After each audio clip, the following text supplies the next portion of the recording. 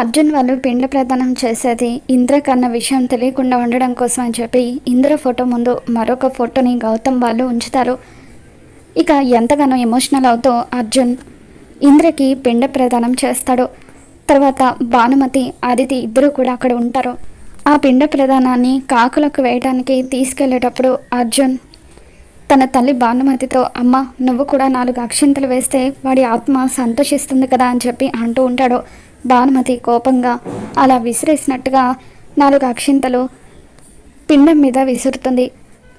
ఆ పిండాలు తీసుకొని అర్జున్, అహల్య, గౌతమ్ వీళ్ళందరూ కూడా అక్కడి నుండి వెళ్ళిపోతారు. భానుమతి, అదితి వీళ్ళిద్దరూ మాత్రమే ఫోటో దగ్గర నిలబడి ఉంటారు. ఇకప్పుడు ఇంద్ర ఫోటో ముందర పెట్టిన ఫోటో గాలికి పక్కకు ఎగిరి పడిపోతుంది. దాంతో ఇంద్ర ఫోటో స్పష్టంగా కనిపిస్తూ ఉంటుంది. మరి ఇంద్ర చనిపోయాడన్న విషయం భానుమతి, అదితిలకు తెలిసిపోతుందా? వాళ్ళు అర్జున్ వాళ్ళకి నిజం చెప్పేస్తారా? అసలు ఏం జరగబోతుందో మళ్ళీ మన ఛానల్లో తెలుసుకుందాం. ఈ వీడియో మీకు నచ్చినట్లయితే తప్పకుండా లైక్ చేయండి.